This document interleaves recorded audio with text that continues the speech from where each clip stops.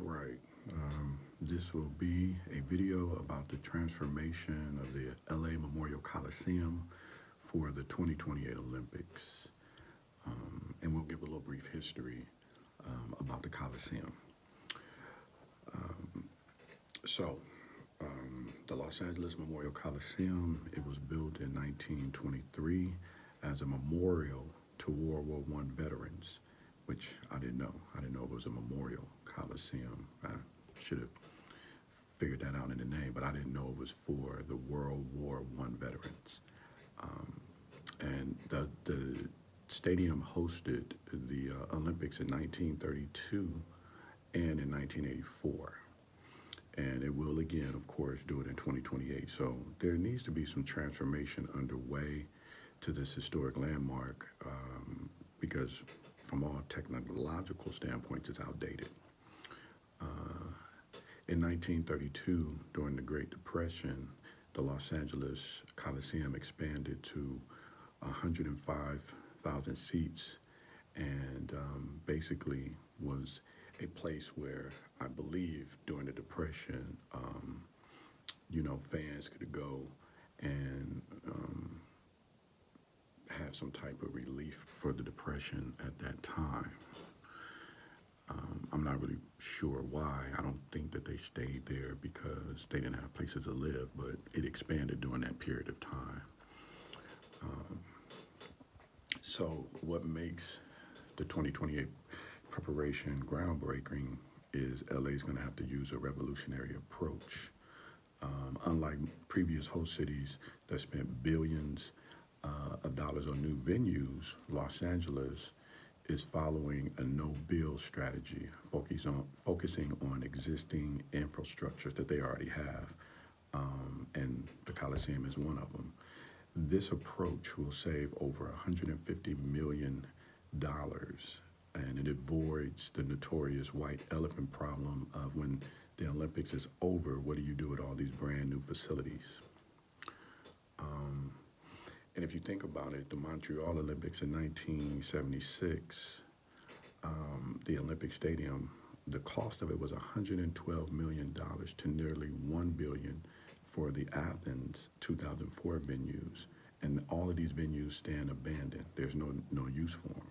So what Los Angeles is trying to do with most of the venues that they already have built here, they're going to just try to upgrade them to the specifications and do the modifications that are needed to host the Olympics.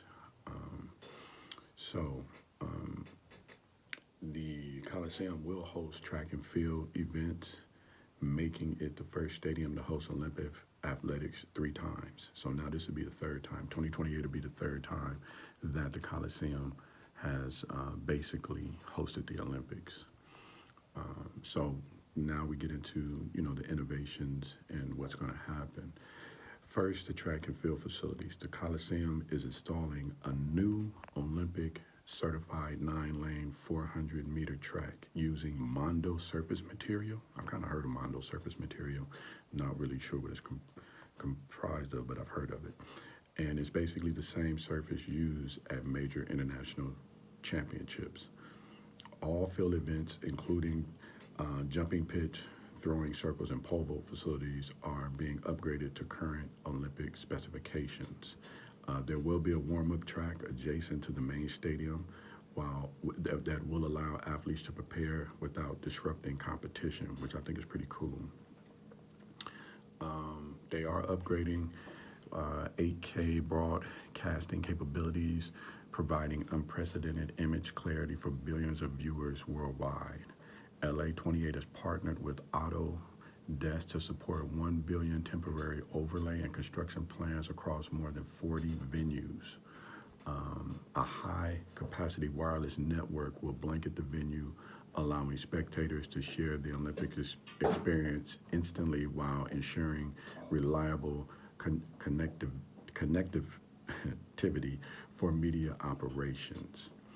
Um, there is accessibility and sustainability, which are non-negotiable priorities. The transformation includes full ADA compliance and Paralympic standards with wheelchair accessibility seating distributed throughout the venue, improved accessible routes, and enhanced support facilities.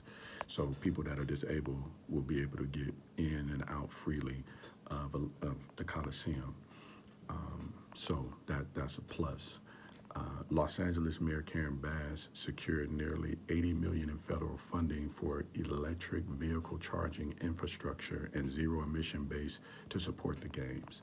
So trying to keep the air clean and clear for the athletes who have to compete outdoors to breathe in. So, those are some of the things that most of the politicians are the legislative side of the Olympics is trying to take care of, and making sure that the athletes have the best facilities and basically the best air quality to perform, because we know California sits in a basin, and all that smog and pollution sits right there unless it rains heavily, which it has done in the last couple of days, which is good, but we don't know what that's going to look like during the Olympics. So hopefully, the air quality is cool. It's good for these Olympic athletes to perform at a high level. Every modification must preserve the Coliseum architectural integrity and historic character. The project team is working closely with preservation experts using reversible modifications wherever possible to ensure the historic elements remain intact. So you don't want to disrupt or disfigure the natural beauty of the Coliseum and the history that comes along with it, which I think is a good thing. There are time constraints and another layer of complexity. Olympic deadlines are flexible, yet the Coliseum must remain operational for USC football throughout the renovation period. And USC is doing pretty good this year, so don't want to mess up their momentum. A phased approach with construction work primarily during the off-season, multiple work teams operating simultaneously on different aspects and buffer periods built into the timeline to absorb minor delays. So that's a good thing as well. So they have a team working together to get this done. So managing diverse stakeholders requires constant coordination.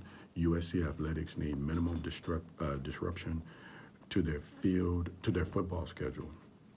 The LA Olympic Committee ensures all work meets International Olympic Committee standards through regular inspections. The Los Angeles community has concerns about construction noise, traffic, and neighborhood impact, which are being addressed through community forums and transparent communication, which is a good thing. So we know that the neighboring neighborhoods won't be hopefully affected that much. The enhanced facilities will serve USC football and community events for decades. Permanent accessibility features will benefit everyone, not just the Paralympic athletes.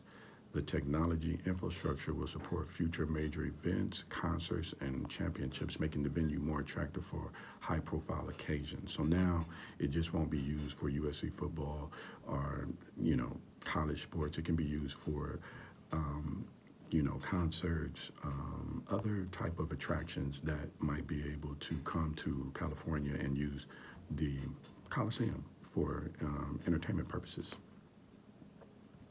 So when the opening ceremony begins in 2028, the Los Angeles Memorial Coliseum will make history once again as the only stadium to host 3 separate Olympic Games. The $58 million investment demonstrates how historic venues can be successfully modernized while preserving their cultural significance. It offers a blueprint for sustainable Olympic development, proof that existing infrastructures can be successfully adapted, that historic preservation and modern requirements can coexist, and the careful planning creates lasting community benefits. The Coliseum transformation shows us that the future doesn't require erasing the past. It requires honoring it while building something even better. That's my time.